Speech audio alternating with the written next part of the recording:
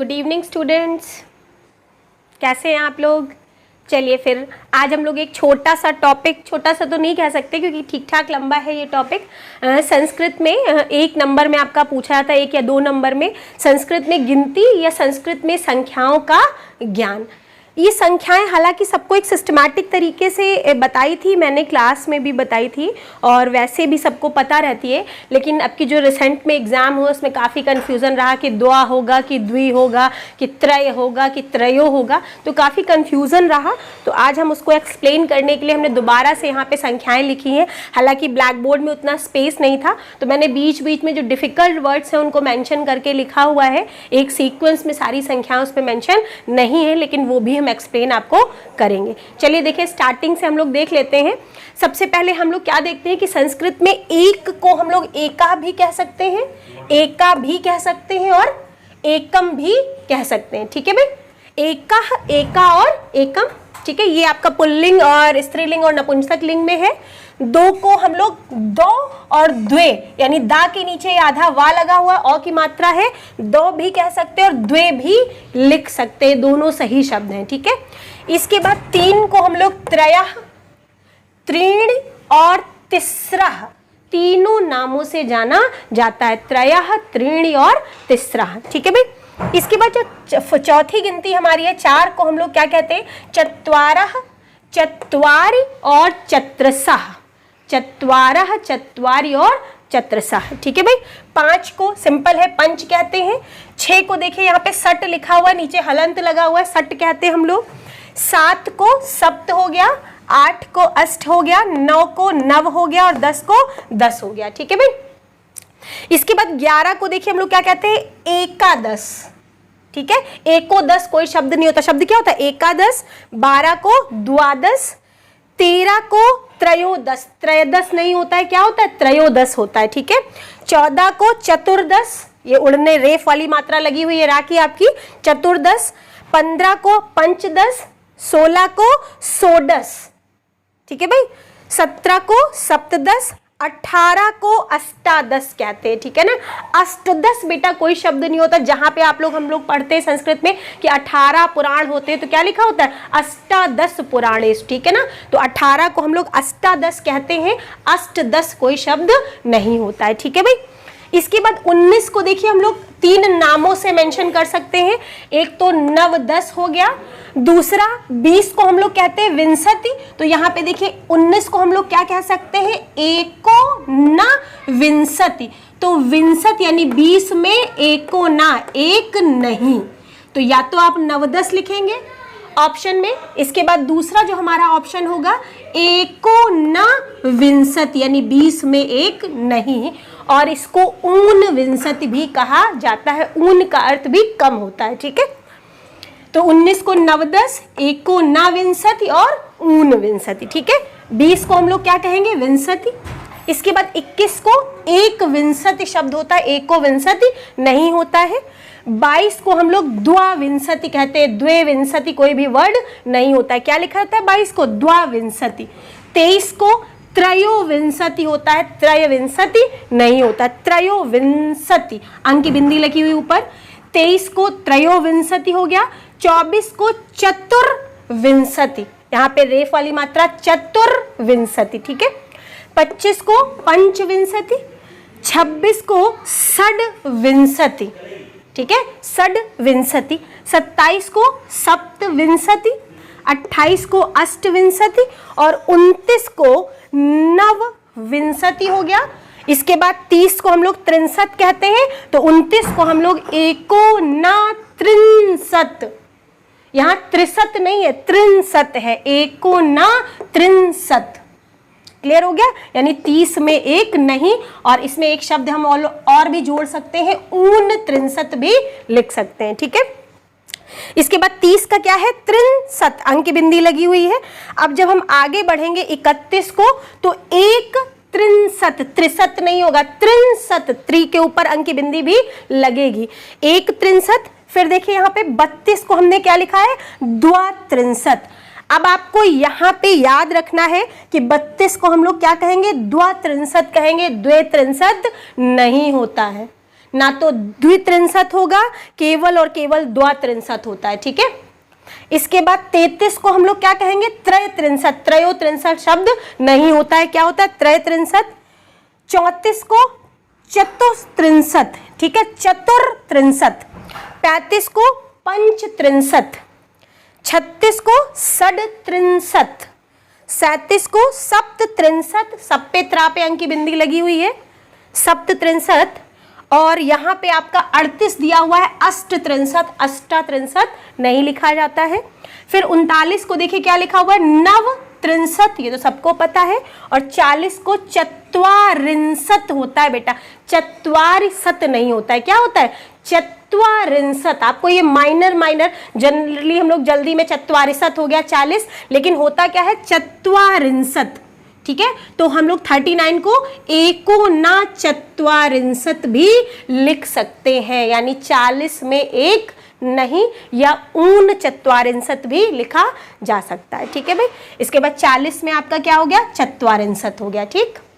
अब इसके बाद हमने फुटकर में गिनतियां लिखी हुई, एक सीक्वेंस में जगह नहीं थी यहाँ पे, तो देखिए 41 को हम लोग एक चत्वारिंशत ही कहेंगे, इसके अलावा कोई दूसरा नाम नहीं होता है। 42 को देखिए यहाँ पे हमने हाईलाइट किया है कि आपको देखना है कि 42 शब्द हो गया, 52 शब्द हो गया और 62 शब्द हो गया, यानी 42, 52 और 62 ये 3 शब्द आपके ऐसे हैं, सॉरी 42, 52, 62 और 72 ये शब्द आपके ऐसे हैं जिनमें द्वि और द्वा इन दोनों शब्दों का यूज किया जाता है, यानी 42 को हम द्विचत्वारिंशत भी लिखेंगे और द्वाचत्वारिंशत भी लिखेंगे। क्लियर हो गया, यानी 42 को द्विचत्वारिंशत और द्वाचत्वारिंशत भी लिखा जाता है, ठीक है भाई। 43 को देखिए त्रिचत्वारिंशत या त्रयचत्वारिंशत दोनों शब्द हम लिख सकते हैं, त्रिचत्वारिंशत और त्रयचत्वारिंशत।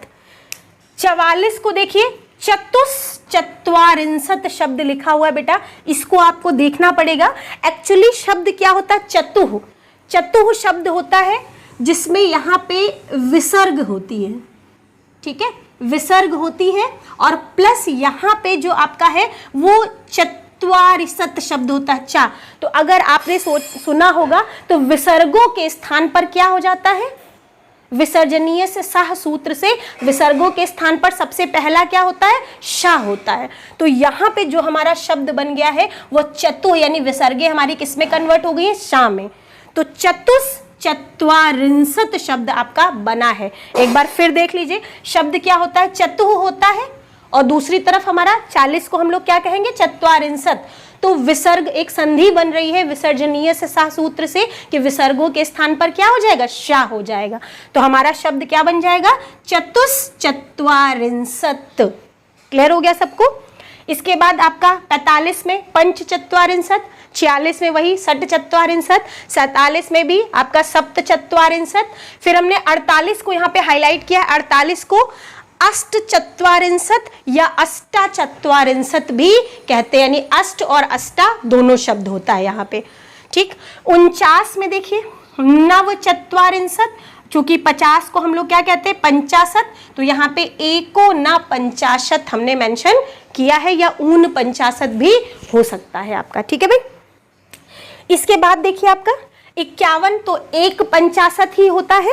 52 में देखिए फिर हमने अभी यहाँ पे क्लियर किया था 42, 52, 62 और 72। तो यहाँ 52 में भी देखिए द्विपंचाशत भी होगा और द्वापंचाशत भी होगा, यानी द्विपंचाशत और द्वापंचाशत। 53 में भी देखिए त्रिपंचाशत भी हो सकता है और त्रयः पंचाशत भी हो सकता है, यानी त्रिपंचाशत और त्रयः पंचाशत। 54 में देखिए चतुः पंचाशत, क्योंकि यहाँ विसर्ग के बाद आपने देखा है तो यहाँ पे सा का लोप नहीं होगा क्योंकि पा आया हुआ है, और यहाँ पे हमने देखा था चा वर्ग आया था, तो इस चा के साथ सा का कॉम्बिनेशन होता है च्युत सूत्र से, ठीक है, स्तोष चुनाश्चु से, ठीक है। तो यहाँ पे आपका चतुः पंचाशत ही बनेगा। फिर 55 में पंचपंचाशत, 56 में षट्पंचाशत, 57 में सप्तपंचाशत, 58 में देखिए अष्टपंचाशत और अष्टापंचाशत दोनों ही शब्द होते हैं। 59 में देखिए आपका नवपंचाशत, या फिर 60 को हम लोग क्या कहते हैं, षष्ठी, तो यहाँ पे एको न षष्ठी या ऊन षष्ठी भी लिखा जा सकता है, ठीक है। 61 में एक षष्ठी ही होगा, 62 में फिर देखिए हम लोग उसी पॉइंट पे आ गए, द्विषष्ठी भी होगा और द्वाषष्ठी, दो शब्द बन सकते हैं आपके, द्विषष्ठी या द्वाषष्ठी, ठीक है भाई। इसके बाद देखिए 63 में सेम है, त्रिषष्ठी, त्रयाषष्ठी आपका बन जाएगा, 64 में चतुष्षष्ठी, 65 में पंचषष्ठी, 66 में षष्ठी और 67 में सप्तषष्ठी। 68 में देखिए अष्ट और अष्टाषष्ठी दोनों हो सकते हैं, अष्टषष्ठी भी हो सकता है और अष्टाषष्ठी भी हो सकता है। 69 में देखिए नवषष्ठी या 70 को हम लोग क्या बोलते हैं, सप्तति, ये विसर्गे लगी हुई है यहाँ पे, तो नवषष्ठी 59 को, या फिर एको न सप्तति यानी 70 में एक नहीं, और ऊन सप्तति भी हम उसको कह सकते हैं, ठीक है भाई।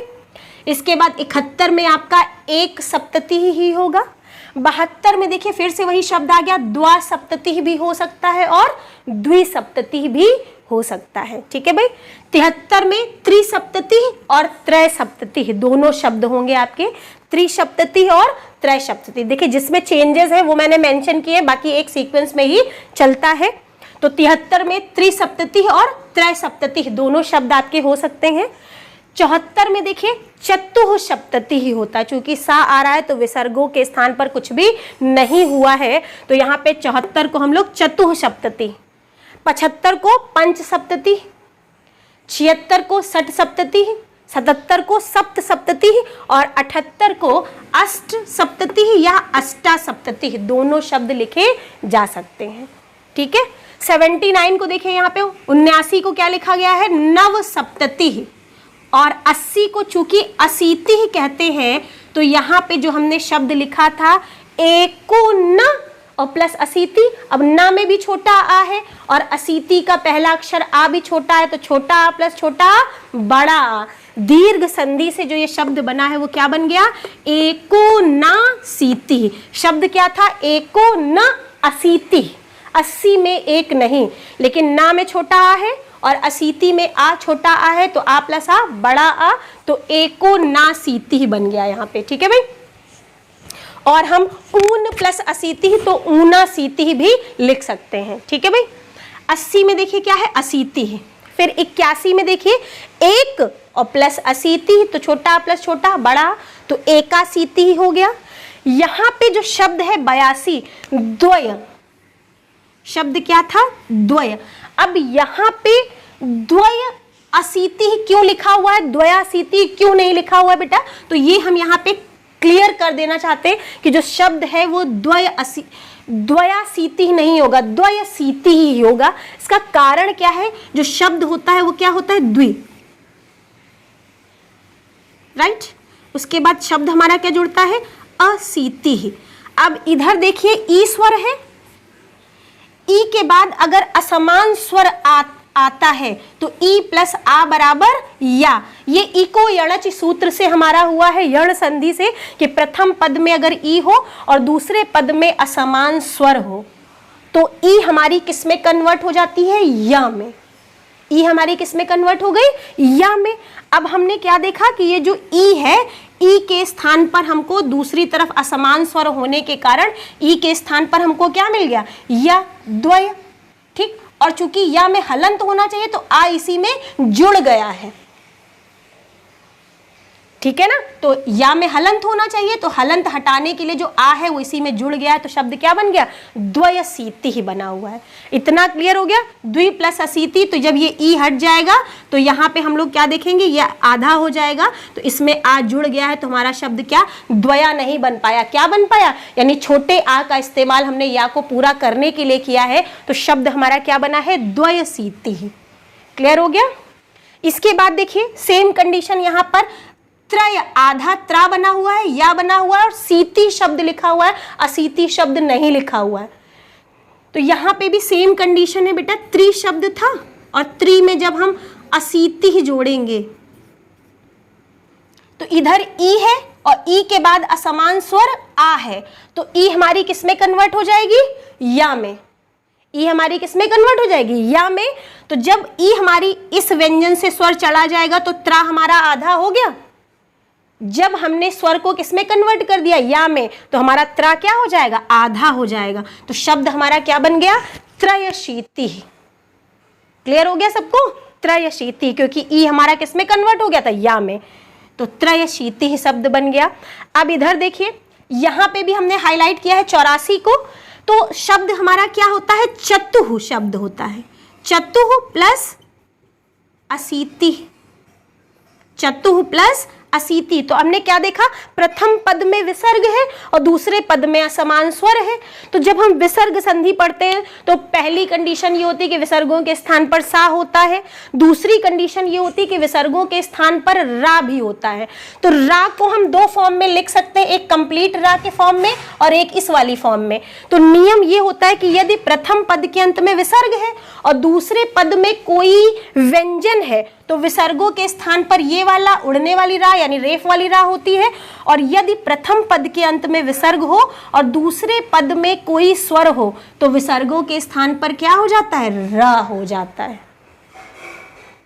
इतनी बात समझ में आ रही है। अगर किसी ने विसर्ग संधि पढ़ी होगी तो ये शब्द पढ़ा होगा उसने कि जैसे पितुः प्लस इच्छा, एक बार किसी एग्जाम में पूछा गया था कि पितुः प्लस इच्छा इसमें कौन सी संधि होगी। तो प्रथम पद में विसर्ग है और दूसरे पद में स्वर है, तो विसर्ग हमारी किसमें कन्वर्ट हो गई थी, रा में, और जो हमारा ये शब्द बना था वो पितु रिच्छा बना था। सेम कंडीशन यहां पर भी है कि पहला पद चतुः है तो विसर्ग के स्थान पर हमारी क्या हो जाएगी, दूसरी तरफ स्वर होने के कारण कंप्लीट रा हो जाएगी। तो क्या बन जाएगा, चतुर्सीति बना हुआ है। यहाँ पे समझ में आ गया सबको, चतुर्सीति। ठीक, 85 में पंच प्लस अशीति, तो छोटा प्लस छोटा बड़ा पंचाशीति हो गया। सट, हाँ, अब यहाँ पे आप लोग सोच रहे होंगे कि सडासीति क्यों नहीं लिखा मैम ने। तो एक्चुअली जो शब्द बेटा होता है वो ये होता है सट। इसको भी हम हाईलाइट करना चाहेंगे 86 को। सट शब्द होता है, टा में हलंत होता है, सट प्लस अशीति, सट प्लस अशीति। और इधर टा है तो आपने एक संधि पढ़ी होगी जसत्व संधि। जसत्व संधि में क्या होता है कि प्रथम पद के अंत में किसी भी वर्ग का कोई भी व्यंजन हो और दूसरे पद में चाहे कोई व्यंजन हो या स्वर हो, प्रथम पद के उस अंतिम व्यंजन को उसी वर्ग के तीसरे व्यंजन में बदल देते हैं। यानी प्रथम पद के उस अंतिम व्यंजन को उसी वर्ग के तीसरे व्यंजन में जब हम बदल देते हैं तो टा वर्ग का तीसरा व्यंजन क्या होता है, डा। तो सड हो गया, और चूंकि ये व्यंजन हलंत है तो हलंत उसमें भी लगा रहेगा, और ये जो आ है वो जब उस डा में जुड़ जाएगा तो डा के नीचे का हलंत हट जाएगा। तो जाहिर सी बात है कि हमारा सडासीति नहीं बनेगा, क्या बनेगा, सड असीति, क्योंकि आ का यूज हमने इस डा के नीचे के हलंत को हटाने के लिए किया है। तो शब्द क्या बन गया, सडसीति। क्लियर हो गया बेटा। इसके बाद हमारा देखिए सप्त प्लस अशीति, तो छोटा प्लस छोटा बड़ा सप्ताशीति ही बन गया। अष्ट प्लस अशीति अष्टाशीति ही बन गया। और नव प्लस अशीति नवाशीति ही बन गया। या फिर 90 को हम लोग क्या कहते हैं, नवति ही। तो जो 89 हमारा होगा वो एको न नवति बन गया या ऊन नवति बन गया। ठीक है भाई। इसके बाद 91 सेम है हमारा, एक नवति। 92 में द्विनवति बनता है केवल। 93 में त्रिनवति या त्रयोनवति ही बनता है आपका। 94 में देखिए चतुर्नवति बनता है हमारा, चतुः प्लस नव चतुर्नवति बनता है। 95 में पंचनवति बनता है। 96 को एक बार हमने हाईलाइट किया है, षड्वति बना हुआ है, यानी एक आधा अड़ा है एक पूरा अड़ा है और वति लिखा हुआ है। एक्चुअली ये जो शब्द बेटा होता है ये ऐसे होता है, सट प्लस नवति। ठीक, अब यहां पे देखा हमने टा ठा डा ढा अड़ा, एक संधि होती है जिसमें प्रथम जो व्यंजन होता है वो अपने ही वर्ग के अंतिम व्यंजन में बदल जाता है। तो ये जो टा है चूंकि हलंत लगा है तो आधे अड़ा में कन्वर्ट हो जाएगा।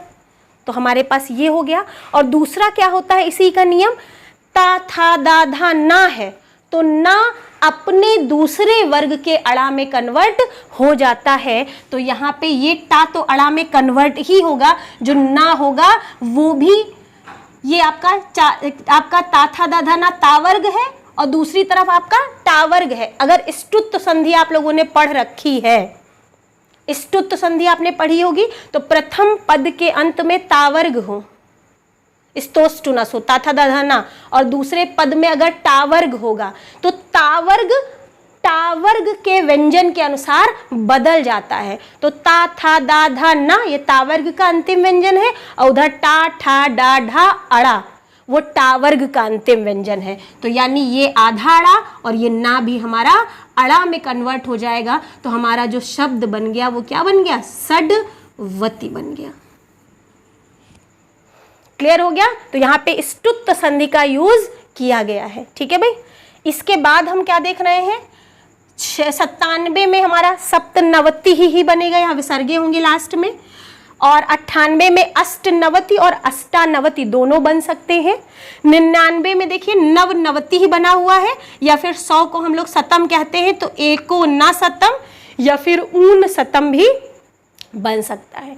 तो ये तो हमारी 100 तक की कंप्लीट गिनती हो गई। तो जहाँ पे मैंने स्टार बनाया है वो सारे शब्द हमने आपको मेंशन किए हैं। कृपया आप लोग थोड़ा सा ध्यान दें और इसको अपनी कॉपी पे बिल्कुल क्लियरली नोट करें। मैम ने लिखा है थोड़ा सा हौच पौच हो गया है, आप लोग स्क्रीनशॉट लेके उसको क्लियरली मेंशन करें। अगर किसी भी शब्द को फिर भी किसी को कन्फ्यूजन लग रहा है तो आप हमसे कमेंट बॉक्स में आप मैसेज कर दीजिएगा, मैं उसकी रिप्लाई कर दूंगी आपको। ठीक है भाई। और इसके बाद हम देखें 100 के ऊपर, जैसे 1000 को हम लोग सहस्रम कहते हैं, हालांकि 1000 से बहुत ज़्यादा गिनतियाँ आपसे पूछी नहीं जाती हैं।